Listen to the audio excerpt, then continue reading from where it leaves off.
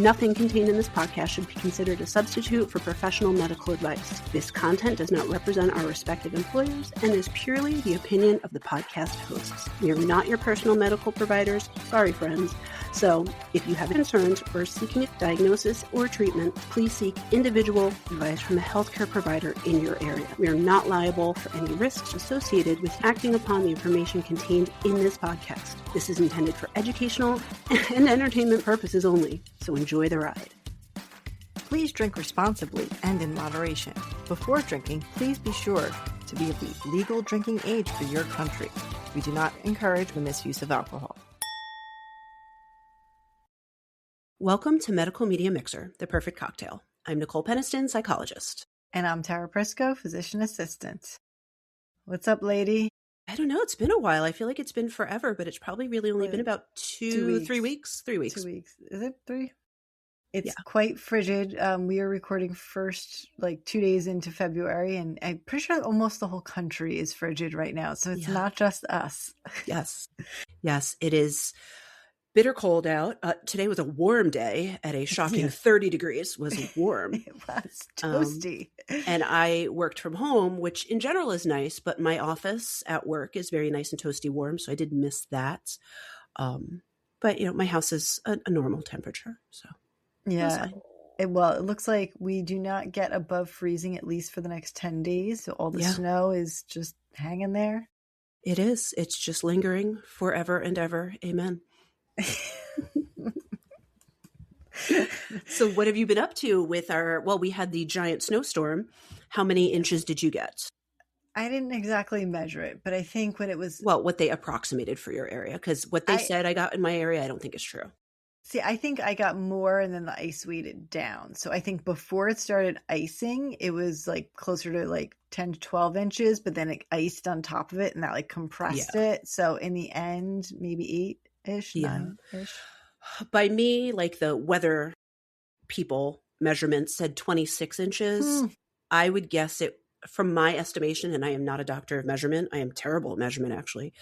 I guesstimated 18 inches, but it was a significant amount. It was. Yeah, because you're more inland. You got it more. Yeah. Wow. I had to shovel 4 times just my walk, because that's all I'm responsible for, and clean off my car. I had to clean off my car 6 times because 3 times it got plowed in by the snowplow. Oh no, that's the worst. And it wasn't even like it was purposeful, because I was parked on an end.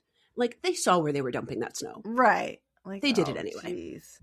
And even though this is now a full entire week since the snowstorm ended, there are still spots that have not been cleared by our maintenance.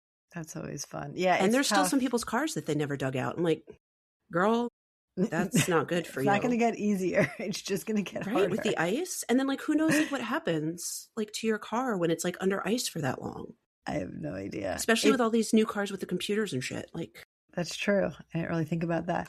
It is so cold that we don't park our cars in our garage because they don't fit, but we keep certain things in our garage, cans of soda and things like that. I'm things are going to start exploding because our garage is so cold that we brought our snow blower into the garage a week ago. There's a little bit of snow on it and it never melted, which means it's still freezing in there. Yeah. Well, I made a very poor decision. It was a good decision at the time, but in retrospect, it was a poor decision. So where I live, my townhouse backs up to a creek and there are lots of critters of all sorts back there. Well, I decided, because I didn't want my recycling to get stuck in the snow, that I would bring my recycling can in. You know what happened? I brought in a mouse. No. So I feel terrible that he will have to go to mouse heaven because I don't want him in my house, but it is my fault that he came in. I own that. I did try to catch him by healthier means, by trying to throw a box over him, but he was too fast for me. So now they're a trap set, and I apologize, Mickey or Minnie.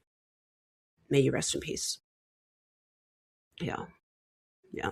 Yeah. You have a lot of garbage can mouse stories. I do. It's weird. Yeah, because I had one at the workplace. Yes. Yeah. Which that would have been great if that happened in my house, because then I could have just tossed him outside and he could have survived. But he's going to have to go, and I feel guilty, but it's the circle of life. Sorry. No mouse poopy in the house. Yucky, yucky. Yeah. This is why you need a cat or a dog. Well, when I had a cat and I had a mouse, he just watched it and looked at me like, No. hey, what are you going to do about it? So he was useless. Oh no. So not all cats are made for catching mice. Instinct there.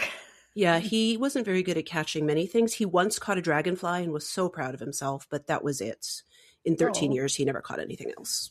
that's So, cute. no, it's not cute when you have to pick up the parts of a headless dragonfly across your house. So I'm actually glad he didn't kill the mouse because that would have been who knows what. Oh God.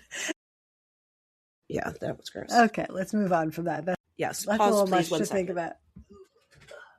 Sorry, I have a little space heater in here because it's drafty in this room, but it was getting too hot. So, should we get into it?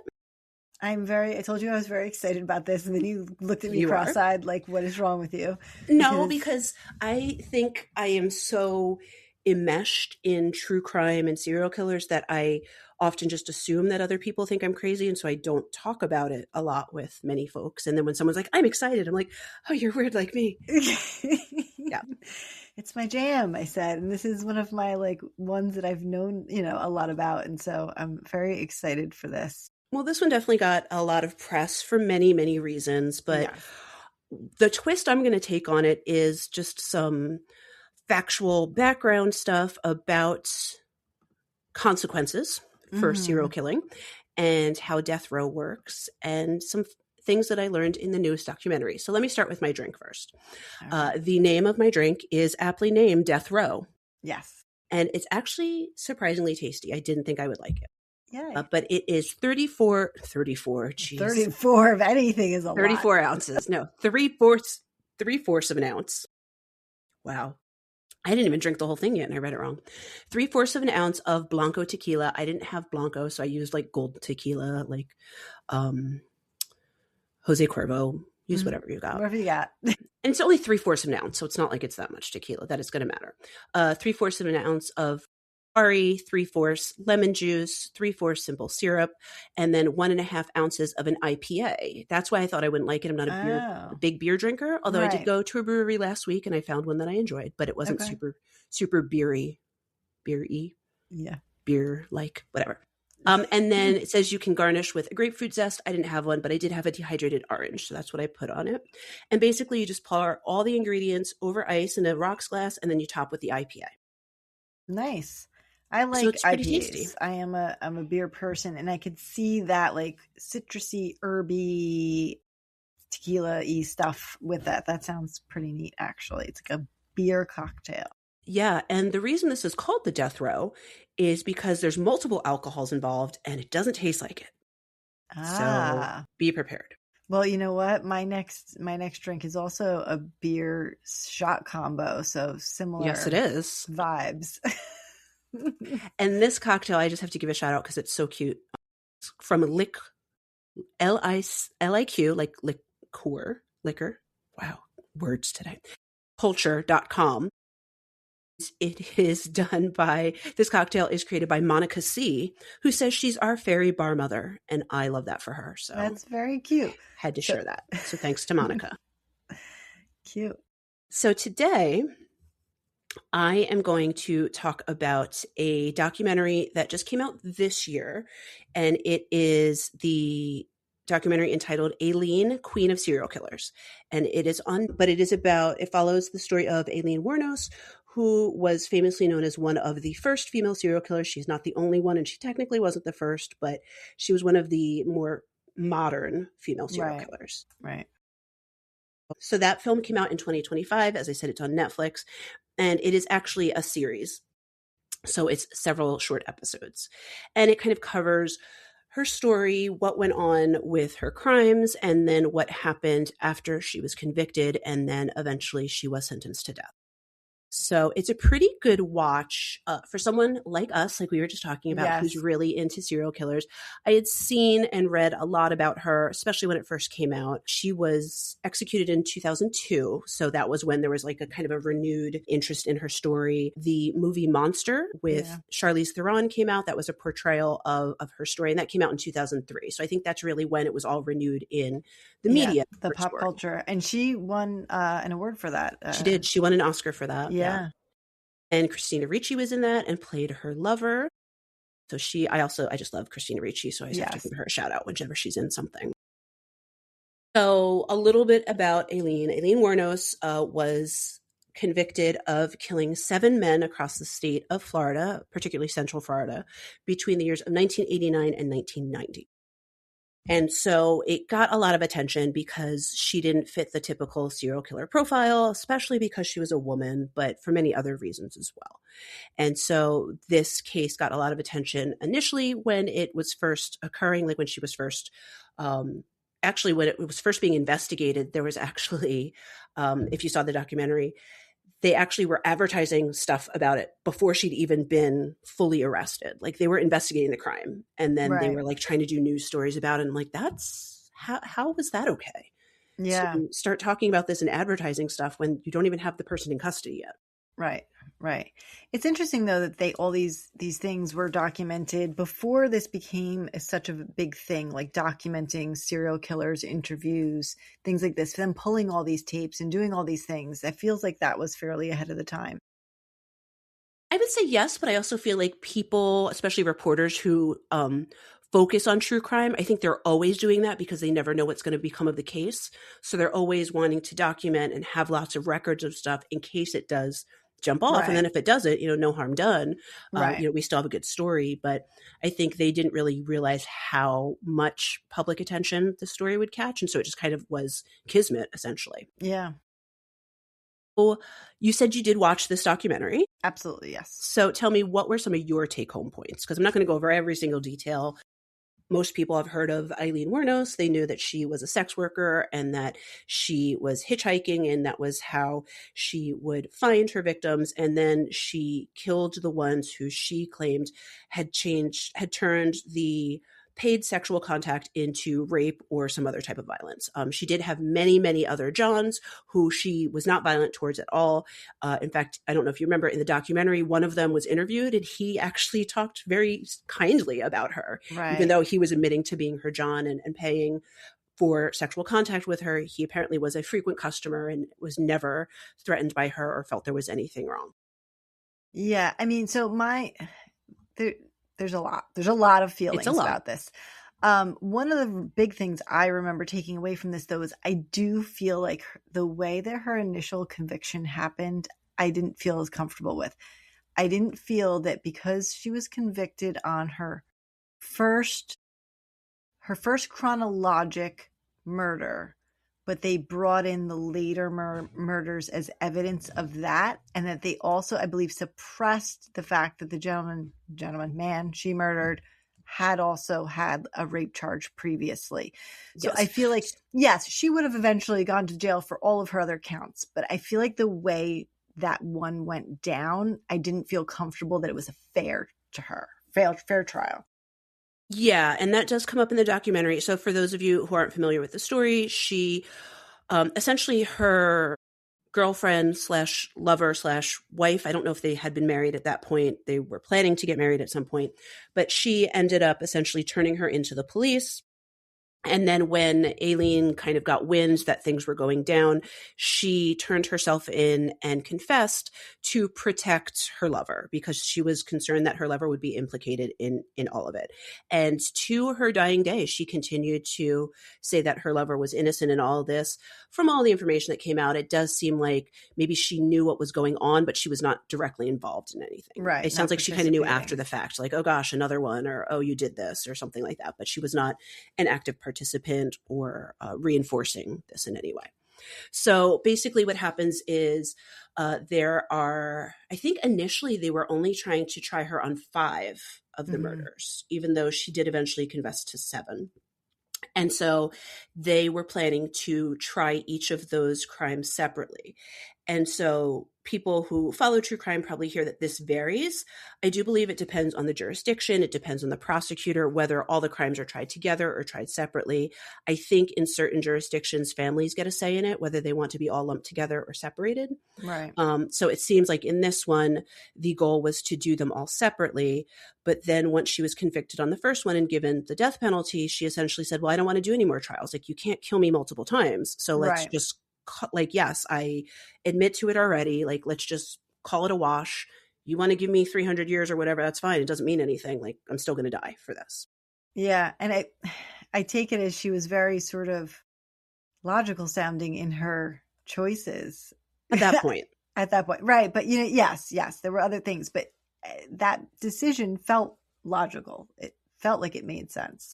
It felt logical from just a practical standpoint, saving, the court system time and money, saving the victims heartache. But I can also see the flip side of it, where if there wasn't a trial for your loved one, how you may feel like you didn't get the justice that you wanted. Right. Understandable. Absolutely. So I think it could go both ways.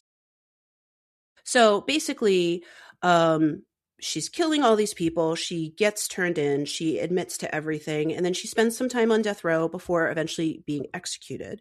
Another interesting part of the documentary was that woman who adopted her. Did you want to speak to that? That was bizarro, weirdo. Don't understand. It's not the first time that happens with people on death row. Yeah, it was this weird, I don't remember. How did she even hook up with her? She just was like a fangirl of her? Essentially, she kind of was following the case and had written her letters, and then they connected. And then she would just, came in and was like calling her daughter and saying she adopted her. Like legally, she did some sort of paperwork too. She did. She did legally adopt her. Yes. As an adult. I mean, she's adopted as an adult. Yeah. You can technically legally adopt an adult if they're both consenting parties. But it was just bizarro. Like, we never met. I'm your fangirl. I'm going to come and be a little weird and obsessed. And then she went, of course, all the interviews and all this stuff. So like, what was the real reason? Was she trying to like just be famous herself? I don't know. I felt that woman was wacko, bizarro. Yeah. Well, it's interesting because I just watched a different show on Netflix. You've probably seen it before. It's called I Am a Killer. Well, there's a new one that was just released, I believe, this week called I Am a Killer Released. And it's about a man who was on death row, and due to some technicalities on his trial, he was actually released from prison after serving some time. And he goes to stay with this woman that he developed a non-sexual, non-romantic relationship with. And he refers to her as mother too. And so I have a feeling that in the larger context of things, when people have done something so egregious that they're ending up on death row, I do think a lot of them lose those natural family connections. Mm-hmm. And so I think they're searching for something, whether it's just to have someone to talk to and someone to visit, or maybe something more. I think it probably depends on a case-by-case basis. This guy in this film, he needed her he needed to use her as his release address because he had to have a specific place to go to. That's a whole different story. We might cover that in another episode, but I bring that up because I don't think it's as unusual as it seems, even though in the basis of real life, day-to-day normal people, it is kind of bizarre to have a full-grown adult adopt a full-grown adult. Yeah, but this whole woman's just whole way to me was just out there. I just felt like there was some ulterior motive somewhere about this. I don't know. Right. But I understand like Aileen wanting a connection, wanting somebody, like accepting that. I can understand her end, her accepting somebody like who's going to care for me. Like, sure, that makes sense. And I don't know if you're going to go into her life trauma, but she's like trauma on trauma on trauma on trauma. Like, yes. Yeah. So I'm not going to go over every detail, but basically Aileen was born in 1956 in Michigan. Her mom was 14 when she got married to an 18-year-old. And so this was before Aileen was born. So her mom was a child essentially when she married this 18-year-old man who later was sentenced to life imprisonment for kidnapping and raping a child. So that just kind of gives you some of the general context. Apparently Aileen is not that person's child. It's a question mark. Yeah, it's a question mark because after 2 years of marriage and 2 months before Aileen was born, she divorced that man. So it's not entirely sure if he's actually her biological father or not. Mm-hmm. Either way, he was imprisoned. He was later diagnosed with schizophrenia, and he did complete suicide by hanging himself in prison. So at this point, it's Aileen and her older brother with her mom. Aileen's mom was 16 when she gave birth to her, like you were just saying. So very young. Essentially what happens is Aileen's mom gives the kids to her mother to take care of them because she can't manage it. And then they do legally adopt both Aileen and her brother several years later. However, it then comes to light that both of those grandparents had significant alcohol problems. It's alleged that her grandfather had sexually assaulted her and beaten her when she was younger. But prior to that, he would do a lot of humiliation and sexually inappropriate things, like just make her strip down, walk around. And then by this point, she's only 11 years old and she's already been through all of this. So then she's engaging in voluntary sexual activity at school in exchange for cigarettes, drugs, food, money, things like that. And there's also a rumor, I feel like they don't talk about this in the documentary, that she did engage in sexual activity with her brother. So definitely not a supportive, stable, normal household that she's growing up in, despite having someone to care for her. Because in the documentary, she does speak very, very highly of her grandmother and how loving she was and how much she cared for her. But spoiler alert, her grandmother does pass away at some point because she is older already when she takes these children in. Aileen becomes pregnant at the age of 14, and she gives birth to a boy who she then gives up for adoption once her grandfather finds out about the child. Apparently she had hid the pregnancy. But I think there was alleged that it was like the grandfather's it was his friend, child, yeah. And it was his or a friend of his, and it was rape. And yeah. So it's very murky, but yeah. She does talk about at that point she was having consensual relations with multiple people, but had also been raped by a friend of her grandfather, was being abused by her grandfather as well. So there was a lot going on at that time. A lot. And just for context, she's a child. She's 14. Yeah. So that's a lot for a 14-year-old mind to hold on to, let alone then be counting the days and figuring out paternity and all of that stuff. So she ends up dropping out of school after her son was born, after she gave him up for adoption, and then her grandmother died shortly thereafter. So now at the age of 15, she's thrown out of her house because her grandfather doesn't want her there, and she ends up essentially being homeless, living in the woods, and supporting herself through sex work. So that's just early life. She's not even an 18. She's not even legal yet. She's not even 18. So then later on, she gets involved in drugs, in alcohol, in fighting, disorderly conduct, driving under the influence, a lot of legal involvement. And at some point, she gets married to a 69-year-old yacht club president. Okay. And apparently their nuptials were printed in the local newspaper society pages. Now, I'm not shading Aileen, but everybody's seen the pictures and how they made Charlize to look up like her. Right. So imagine that person in the society pages. Like, I don't know. There's something. And honestly, I bring that up because I feel like she was probably like super happy. Like, oh, now I'm like with these rich people and I've made it. But like, are they taking her seriously? Are they laughing at her behind her back? Like, well, how are they taking her given just all this chaos that she's been in? So at some point, she is getting into bar fights. She's drinking a lot. She was in jail. She did assault her husband, and then he got a restraining order against her within weeks of getting married. And then she basically just left, and I don't think they ever like formally got divorced, but they were not together. It says that they annulled. I'm looking at Wikipedia. I think well, there's so many different things that happen. So many things that happen. Yeah. So either way, Aileen's out there wilding out, going crazy. Her brother ends up dying of cancer, and she gets some money from his life insurance, and that's when they annul the marriage after that. So I'm guessing she needed the money to annul that or something like that. She gets into more legal issues. She bought herself a nice car, and then she wrecked it. So not doing great. At this point, at least according to the Wikipedia page, I know in the documentary she alluded to it, and in the documentary, there are interview tapes with her. Obviously, she's passed now. So she was talking about her life experiences with some reporters and that woman who had adopted her. So they had a lot of archival footage from her. But she did admit to attempting suicide multiple times in her life.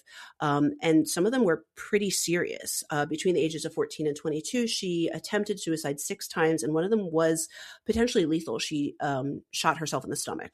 Obviously, she survived, but you know, this is not someone who's like, oh, I'm just going to take like 10 Tylenol and see what happens. Like she was definitely in a really bad place. Not that anyone who is even contemplating suicide is not in a bad place, but your choice of means really does say something about the level of distress that you're in and the willingness you are for help. And so the more lethal, it kind of means that like you're not willing to take help, or you're not thinking that there's help or hope in the future.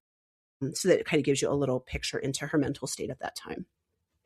So basically, things keep going crazy with her. She's getting into all sorts of trouble. She's still essentially homeless, moving from here to there. And then essentially, this is when she starts, we find out later, this is when some of these murders start to begin as she's meeting these Johns, and some of them are being very violent towards her. Some had pulled weapons on her. Others had raped her or beat her or injured her at some point. Her lover slash girlfriend slash wife at some point was Tyria Moore. And as I said before, that is who eventually ended up turning her in, but they were together for quite some time. And she seemed like the most stable relationship she's had in life, sort of. It seemed like she was, at least for my impression from what everything I've seen, seemed like she was actually a good person, and they were actually a fairly close relationship. Yeah. That being said, they were trouble together also, because they got into bar fights of their own. It doesn't seem like it was fights against each other. It was more the two of them fighting other people. The world. Yeah. Yeah. But, they had a lot of chaos and love apparently as well. But, later on, when they're talking with Aileen about this relationship, she's reflecting on how it was just true love, pure love for her, that she, this woman had made her believe in something positive that she had never had before. And so regardless of the chaos and the possible toxicity of the relationship, it seemed like for Aileen, it was everything that she wanted and needed at the time. And even up until the date of her execution, she said that she was still in love with her. So that's kind of sad. So essentially she was convicted of murdering 7 men within 1 year, 12 months. Yeah, so that's very quick. That's an escalation. Yeah. Now, that being said, if we kind of take a step back, and I'm not saying that this justifies murder in any way, but given all of the sexual assault and trauma that she'd been here throughout her life, it's actually not that surprising. It's like there's only so much somebody can take. I'm actually surprised that she had this many encounters with, and they had, shown pictures, or there were reenactments of these. These were all quite large men. Right. And she's not a huge woman. Yeah. She's a relatively small woman. So it's actually surprising that one of them didn't kill her first. Right. And then even before all that, everything she'd been through, there were so many incidences of violence and drugs and accidents. And it's just honestly kind of shocking that she survived to execution, given everything that her life had been in. And a little bit sad that that was how she went after everything. Yeah. But I also think, and we'll get to a little bit, I think she felt, I'm choosing my words very carefully, she felt like she was going on her own terms. I question that a little bit. But she, as I said, had murdered 7 different men, and she did admit to all of that. So she was arrested in 1991 at, this place became very famous. Do you remember the name of the place where she was arrested? No, I don't. The Last Resort biker bar. Yes, the bar. I remember the bar, but I didn't remember the name. The Last Resort. The Last Resort, because it's just wow, this was her last resort. Yeah. Yes. And actually, I believe in the bar, they're still kind of famous for that. People go there. I remember this now. Yeah. So she was arrested. The trial happened pretty quickly thereafter. And then she was, as you were saying, sentenced to death for the first trial. And then when they discussed having subsequent trials, she just pleaded guilty and accepted multiple death sentences after that. So she, in total, as of November 1992, had received 5 death sentences. And then in 93, she was sentenced to death again. Okay. So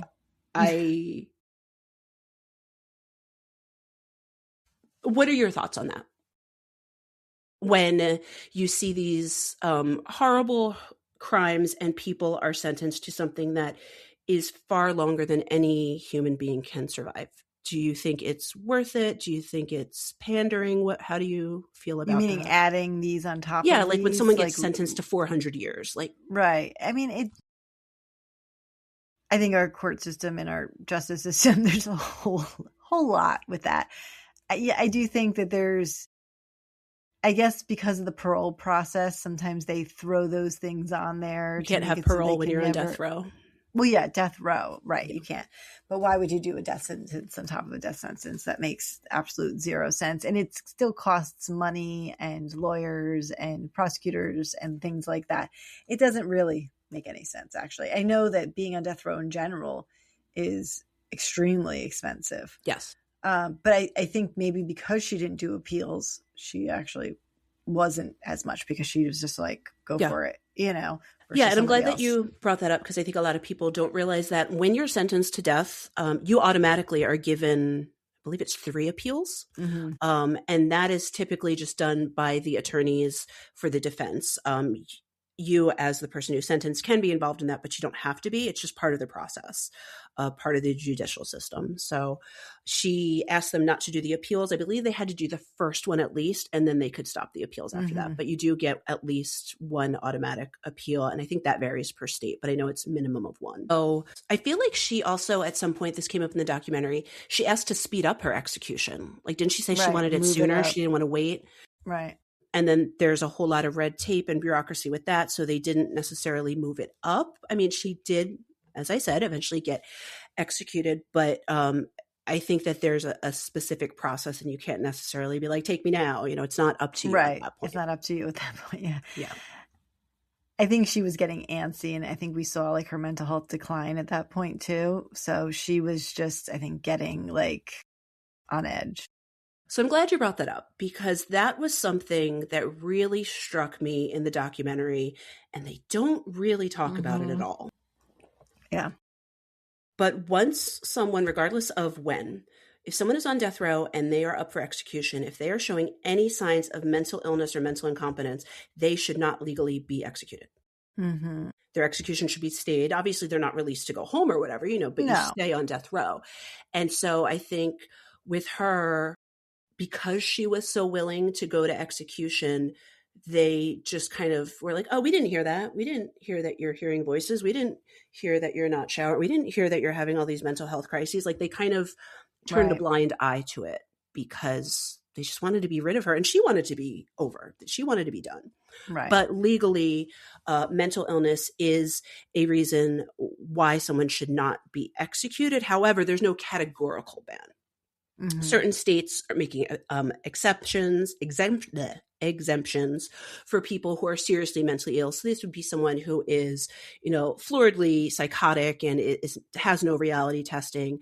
And typically what they would do is what you would do in any forensic case that has mental health involvement is the goal is to get them to baseline or to get them stable and then for them to serve their sentence. That being said, we all know that the criminal justice system doesn't always do what they're supposed to do. I'm not here to get political and shit on the system, but we just know the reality is that how things are supposed to go don't always go that way. And sometimes they do go the way they're supposed to be. So, you know, it's looking at it from that balanced approach. Incompetency, which I'm not going to get into 100% because I feel like that would be a whole nother episode. That's something that should be assessed, whether you're competent or incompetent to stand execution, which is different from competency to stand trial. Okay. Competency to stand trial means you have to understand the charges that you're facing and you have to be willing to participate in your defense. Okay. I believe it depends on what you're being tried for. There might be some additional things, but those are kind of the basic factors. Insanity plea, that's a different thing. Also, insanity plea is basically, and I'm definitely planning to do an episode on insanity and how that is a legal term. It is not a mental health term. Right. But insanity plea, you're essentially saying that you were not in your right mind. You did not understand right from wrong at the time of the crime. It doesn't mean that you're always having a mental health crisis or you're always in that state. It just means at the time of the crime that you were not able to make appropriate choices and understands the meaning of your actions. So that's that. So back to Aileen. She was executed by... I don't remember now. The only way that people are executed most of the time these days. Lethal injection. Lethal injection. Yes. I'm like, I don't know. Was it something special? I don't remember anything special. By a person. I know that was kind of an open-ended question. Sorry. So she was executed by lethal injection, and people probably don't want to know, but I'm going to tell you because that's what we're talking about. Lethal injection, it's not as quick and simple as it seems. Basically, depending on the state, I believe, because I think it varies. There's either one doctor and multiple needles or multiple doctors with each their separate needle. And so you don't know who is doing the lethal injection. When it's the one doctor, they know one of them it is, but they don't know which one it is. And that's basically to protect the person who is essentially the executor. So that's how lethal injection is. And do you know what the lethal injection is made of? I did, but I do not recall. I know. I don't have it in front of me. That's why I asked you. I did. And I remember, and I was reading about it, and I could tell you in just a second. Basically, while you're looking that up, basically, it is supposed to be something that is going to slow all of your organ functions so that you're passing in the most peaceful way possible. Pentobarbital. And sodium thiopental, because this I was going to say sodium pentobarbital, not the same thing. Thiopental, but this is something I'm having like a weird deja vu. I feel like I read up on this for something.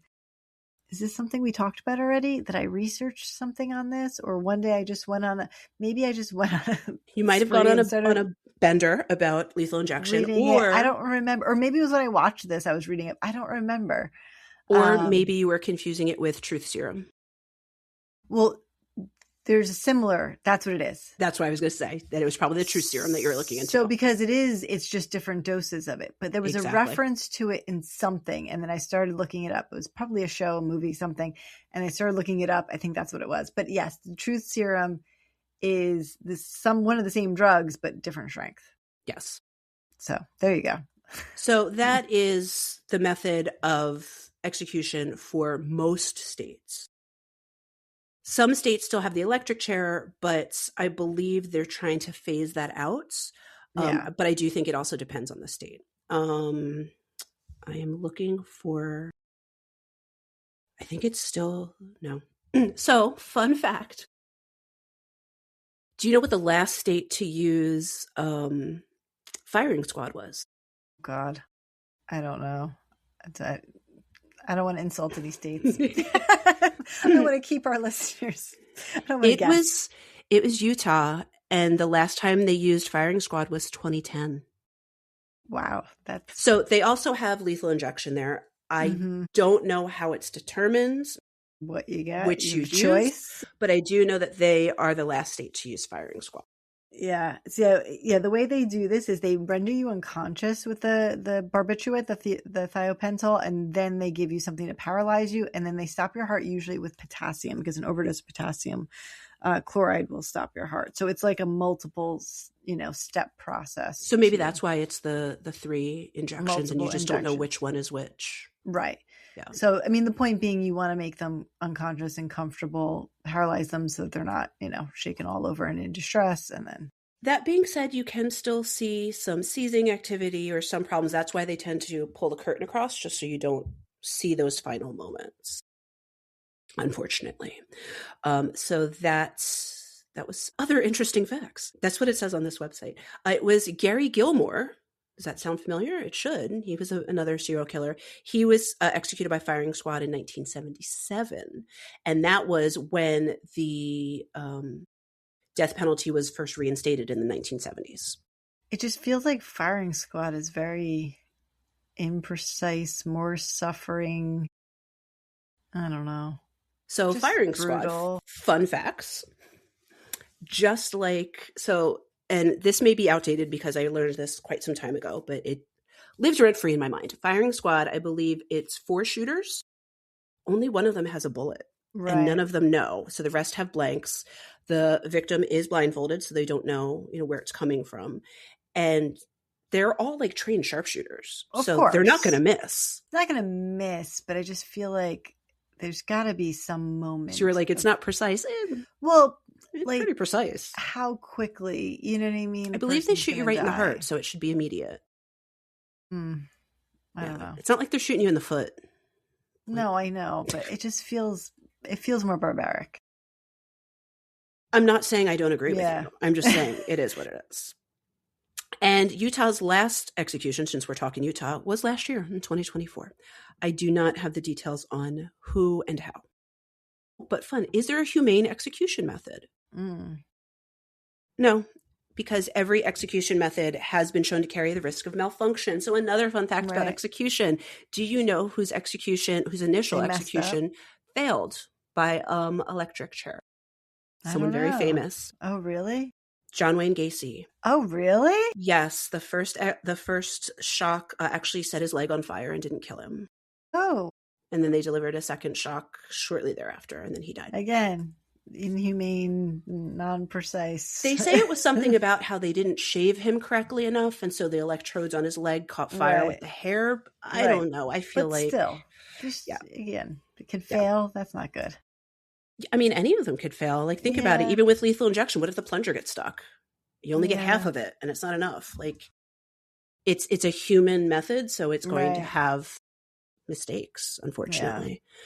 Yeah. So that's fun, right? Some other fun facts about execution. LGBTQ IA plus people experience more discrimination and tend to have unique issues in capital murder cases, especially surrounding safety when they are incarcerated, because we know that there is a lot of negativity, a lot of people, especially in certain states, who are very anti-trans prisoners. And so sometimes they will not be housed on the unit of their gender identity. It is of their birth gender, which then can lead to issues.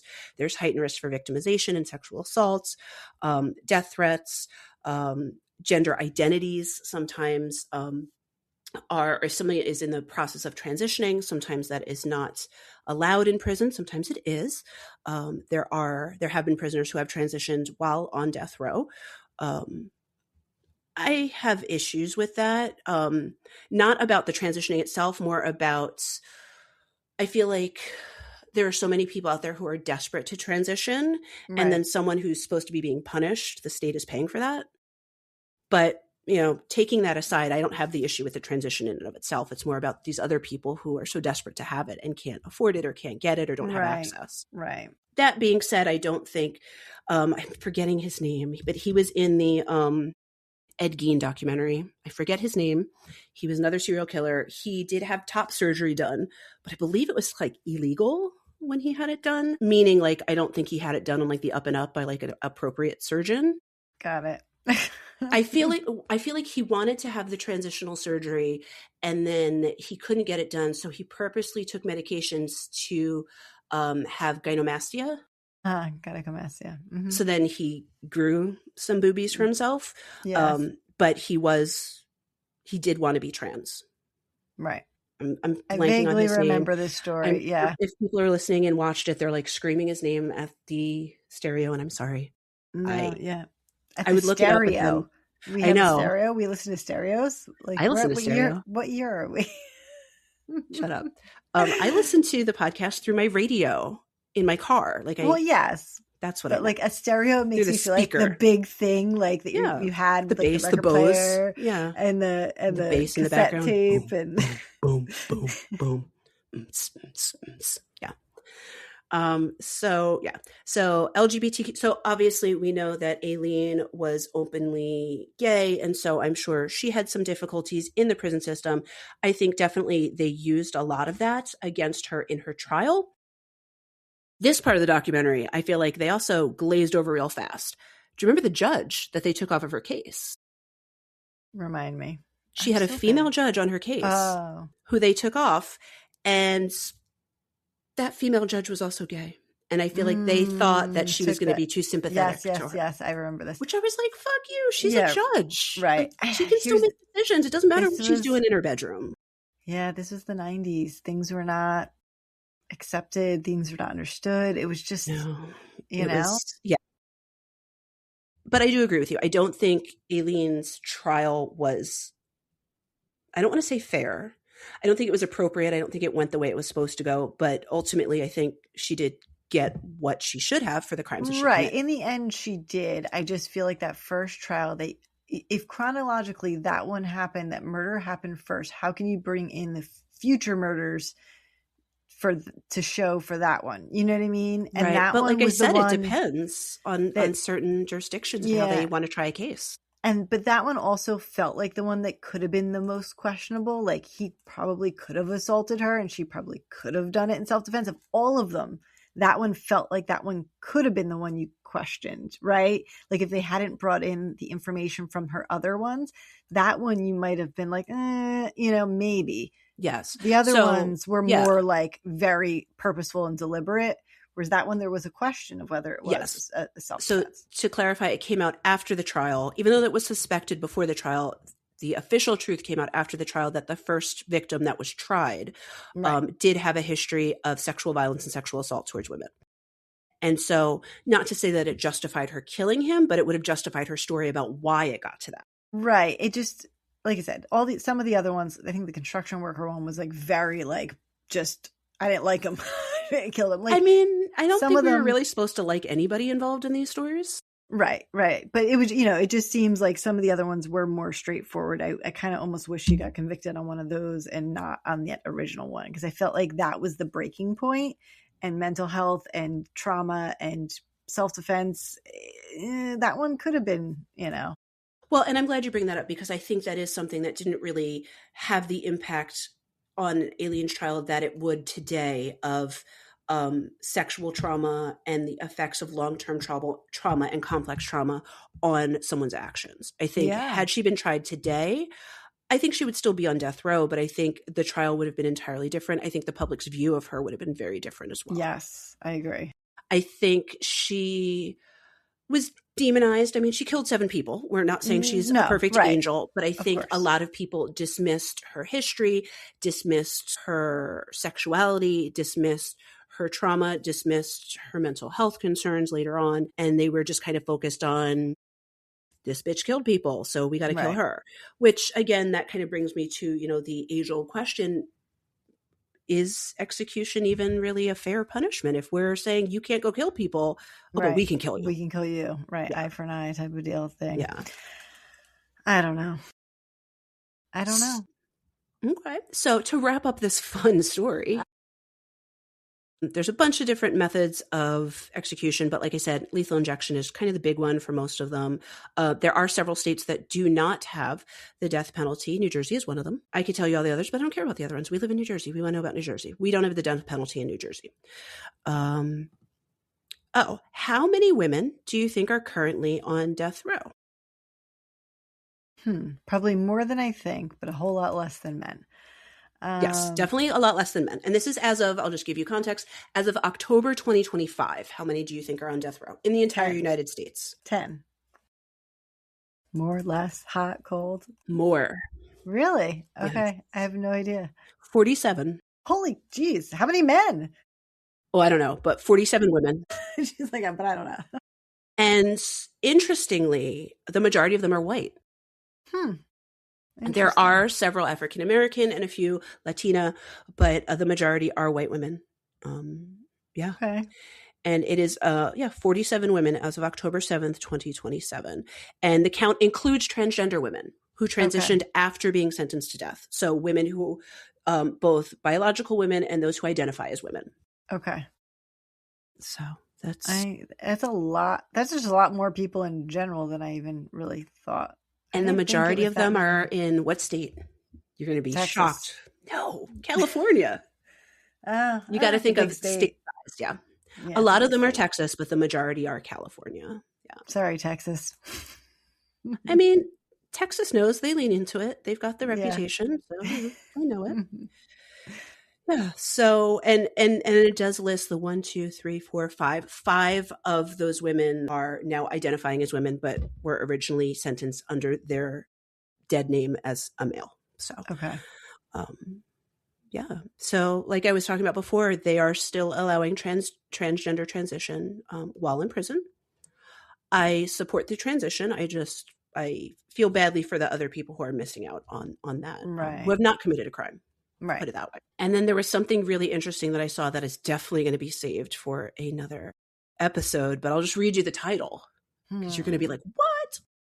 Massachusetts formally exonerates the last witch wrongfully condemned during the Salem hysteria. Okay. So they went back and like pardoned the witch. That was in 2022. All right. They cleared the names of 46 people wrongfully charged with witchcraft. I love that. It is pretty cool. That's the type of work I want to do on the side. We need to do some witchy stuff. I love I mean, that kind of I stuff. always do witchy stuff, but I just feel like that's like, if I need a side job, I want to like be getting witches exonerated. That is pretty cool. That's fucking amazing. Who gets to do that? I Even wonder, if it's just like an intern who does it, that's still awesome. Right. You must be like a historian plus a legal, like, you know what I mean? There must be some sort of a crossover there that it's a very special interest. Who pays for that? I know. Well, it's probably all pro bono work, I would assume. Yeah. I don't think anyone's paying for it. That's why I've said maybe it's like interns. Yeah. Do this before you graduate. We'll get you done. But there's very cool work being done out there. There's a lot of other really good work being done. People have always heard about the Innocence Project. It is real, and they do also try to help people who are on death row. It's just the statistics with that are a lot harder than people who are in general population or serving shorter sentences. But the Innocence Project does look into those things if they have enough evidence to do so. But Aileen said that she was guilty, so we're going to listen to what she said about that. Yeah, no, I mean, and we said her mental health declined, but she did start getting very like, and who knows if that was meant for show, for it was real. That's the question. She was saying everyone's poisoning her food, that she was going to be like Independence Day, the movie, and go into space or something. Yeah. The other part of it too is being on death row is not a vacation. It is not fun. And so it's definitely going to impact your mental health. And she already had plenty of things going on in her life that were not going to benefit mental health long term. Right. So yeah, it's just whether that finally just broke there or that she was just like, I don't know. Yeah. It's a lot of pressure. So yeah. Oh, I wanted to end on this. So FBI profiler Robert Ressler briefly mentions Aileen in his autobiography with his 20 years in the FBI, and he says that he does not discuss female serial killers because they tend to kill in sprees instead of a sequential fashion. However, he noted that Aileen was an exception, and he actually was the one who coined the term serial killer. He said that term does not apply to women killing in postpartum psychosis or to any murderer acting solely for financial gain, such as women who have killed with a series of boarders or spouses or things like that. So I wonder if he was considering, because she was engaged in sex work, if these murders were for financial gain, because she did take some of their belongings. Yeah, she did. She was less organized than we would typically see in what we know about profiling of like some of the male serial killers. She was not, I don't think these were very planned. I think these were like in the moment each time almost. Mm-hmm. Yeah. I think it was definitely impulsive, which leans more into them being trauma reactions, triggers, flashbacks, things like that. Yeah. Yeah. Because it definitely does have that flavor of, when we've heard about those tragic stories of people experiencing flashbacks from war or things like that and then becoming violent. Right. Exactly. It's a very different beast, I think, of serial killing than what we're typically used to. No pun intended. Yes. Yeah. So yeah, that was a serial killer. I'm sure there's other ones that I could cover that have more mental health things. Oh, what? Okay. So you know how they've done Monster, they did Jeffrey Dahmer. Mm-hmm. Apparently our girl Sarah Paulson is going to play Aileen in the upcoming fourth season. I did see that. Yes. And Sarah Paulson, she's amazing. So she's chef kiss. Yeah. She does no wrong. She does it. She does everything. So that'll be good. Yes. All of those are pretty good. Although the Ed Gein one, I had trouble watching that one. I don't know. It didn't pull me in. I think liked it is not the right adjective to use. It was good, but it definitely got a little too messy towards the end between the fictionalized fantasy hallucination piece of it and reality. Yeah. And I think it was purposely blurred for that reason. But I think for people who don't really know it or who were assuming this is truth, they were like, wait, what? Like they knew this person and this, like, no. Yeah, that whole one was a little odd to me. But the other ones I did like. Yeah. So All right, serial That's all killers. I've got for today is talking about all that fun stuff. You've learned about the death penalty. You've learned about why people should or should not be executed. You've learned about how we do it, about what states that do it. And there'll be lots of links in the show notes because there's lots more details that I did not go into to sacrifice time for all of you guys. Sounds good. All right. So thank you for listening to Medical Media Mixer. The perfect cocktail. Cheers. Cheers. You're not drinking alcohol. Rude. Thanks for tuning in to this episode of the Medical Media Mixer podcast. If you enjoyed the conversation, don't forget to subscribe, rate, and review us on your favorite podcast platform. Your support helps others find the show. Want to keep the conversation going? Follow us on social media. We're at Medical Media Mixer Podcast on Instagram, Facebook, TikTok, YouTube, and on Pinterest, the Medical Media Mixer board. If you'd like to support the show and help us grow, check us out on Patreon. Patreon.com/Medical Media Mixer Podcast. And on Buy Me a Coffee, buymeacoffee.com/Medical Media Mixer Podcast. If you have a topic idea, feedback, or just want to say hi, send us an email at medicalmediamixer@gmail.com. You can also stream all of our episodes and find more info on our website, medicalmediamixer.podbean.com. We're available on all major podcast platforms, so no matter where you listen, we're there. Thanks again for listening, and until next time, keep mixing medicine and media.